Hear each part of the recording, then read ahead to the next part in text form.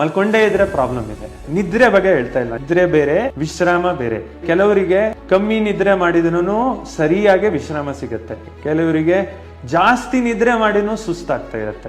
ಗೊತ್ತಾಗಲ್ಲ ಡಿಫ್ರೆನ್ಸ್. ಎಷ್ಟು ಮಲಗಿದ್ರು ಬೆಳಗ್ಗೆ ಹೇಳೋಕ್ ಸುಸ್ತಾಗತ್ತಲ್ಲ. ಹೌದು, ಮೈಗೆ ಒಂದು ಲ್ಯಾಂಗ್ವೇಜ್ ಇದೆ, ಅದು ಮಾತಾಡ್ತಾ ಇರುತ್ತೆ, ಅದು ನಿಮ್ಮ ಹತ್ರ ತೋರ್ಸ್ಕೊಡತ್ತೆ. ಬೆಳಗ್ಗೆ ಎದ್ದೇಳುವಾಗ ಮಗನೇ ನೋಡ್ಕೋ ಅಂತ ಹೇಳತ್ತೆ, ಅದು ಅಲ್ಲಿ ಇಲ್ಲಿ ಸ್ವಲ್ಪ ಹಿಡ್ಕೊಳತ್ತೆ, ನೋವುತ್ತೆ, ಹೇಳ್ತಾ ಇದೆ. ಇಲ್ಲಾದ್ರೆ ಎಲ್ಲಾದ್ರೂ ಉರಿಯತ್ತೆ, ಎಲ್ಲ ಸೈನ್ಸ್ ಅಂಡ್ ಸಿಂಪ್ಟಮ್ಸ್ ಇರುತ್ತೆ. 10 ನಿಮಿಷಕ್ಕೆ ಒಂದಕ್ಕೆ ಹೋಗ್ತಾ ಇರೋದ್ರೆ ಪ್ರಾಬ್ಲಮ್ ಇದೆ ಅಂತ ಅರ್ಥ. ಒಂದಕ್ಕೆ ಬಂದಿಲ್ಲ ಆದ್ರೂ ಪ್ರಾಬ್ಲಮ್, 2ಕ್ಕೆ ಹೋಗಿಲ್ಲ ಅನ್ನೋದು ಪ್ರಾಬ್ಲಮ್, ಊಟ ಮಾಡಿದ್ರಂತ ಓಡೋಗ್ತಾರೆ, ಅದನ್ನು ಪ್ರಾಬ್ಲಮ್. ಅದೇ ತರನೇ ನಿದ್ರೆನು. ಪಕ್ಷಿಗಳು ನೋಡಿ, ಸೂರ್ಯ ಮುಳುಗತ್ತೆ, ಅದಕ್ಕೆ ಆಟೋಮೆಟಿಕ್ ಗೊತ್ತಾಗತ್ತೆ, ಇದು ಲೈಟ್ ಇಂದ ಅದಕ್ಕೆ ಗೊತ್ತಾಗತ್ತೆ ನನ್ನ ಗೂಡಿಗೆ ನಾನು ಸೇರ್ಬೇಕು ಅಂತ. ಸೂರ್ಯ ಉದಯ ಆಗುವಾಗ ಅದು ಗೊತ್ತಾಗತ್ತೆ ನಾನು ಎದ್ದೇಳ್ಬೇಕು ಅಂತ, ಬೇಗ ಎದ್ದೇಳ್ಬೇಕು.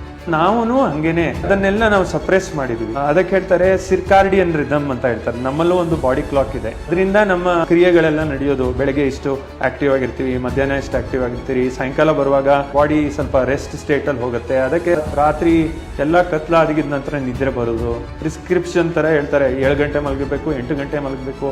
ಹಂಗೆ ಏನು ಇಲ್ಲ ನಿಜವಾಗ್ಲೂ ಹೇಳ್ಬೇಕಾದ್ರೆ. ನನ್ನ ದೃಷ್ಟಿಯಲ್ಲಿ ನಾನು ಮಾತಾಡ್ತಾ ಇರೋದು ಕಾಮನ್ ಸೆನ್ಸು. ಎಷ್ಟೊಂದು ಜನ ಇದ್ದಾರೆ ಕಮ್ಮಿ ಮಲಗ್ತಾರೆ, ಆದ್ರೂ ತುಂಬ ಲಾಂಗ್ ಲೈಫ್ ಇರುತ್ತೆ ಅವರಿಗೆ. ನೀವು ಕೇಳಿರ್ಬೋದು, ಋಷಿಮಣಿಗಳೆಲ್ಲ ತುಂಬ ಕಮ್ಮಿ ಮಲಗಿದವರು ಕೂದಲೇ ಹಣ್ಣಾಗಿಲ್ಲ, ಅವರಿಗೆ 100 ವರ್ಷಕ್ಕಿಂತ ಹೆಚ್ಚು ಬದುಕಿದ್ರು. ಒಟ್ಟಿನಲ್ಲಿ ನಮಗೆ ವಿಶ್ರಾಮ ಸಿಗೋದು ಇಂಪಾರ್ಟೆಂಟ್. ವಿಶ್ರಾಮ ಸಿಕ್ಕಿಲ್ಲ ಆದರೆ ಆಟೋಮೆಟಿಕ್ ಗೊತ್ತಾಗುತ್ತೆ, ಅವಾಗ ತೂಕ ಹೊಡಿತಾ ಇರುತ್ತೆ, ಅಥವಾ ಟಯರ್ಡ್ ಫೀಲ್ ಆಗುತ್ತೆ, ಶಕ್ತಿ ಇರಲ್ಲ, ಮತ್ತೆ ಅವೆಲ್ಲ ಆಗುತ್ತೆ. ಕೋಆರ್ಡಿನೇಷನ್ ತಪ್ಪುತ್ತೆ. ಇದು ಲ್ಯಾಂಗ್ವೇಜ್ ಬಾಡಿದು.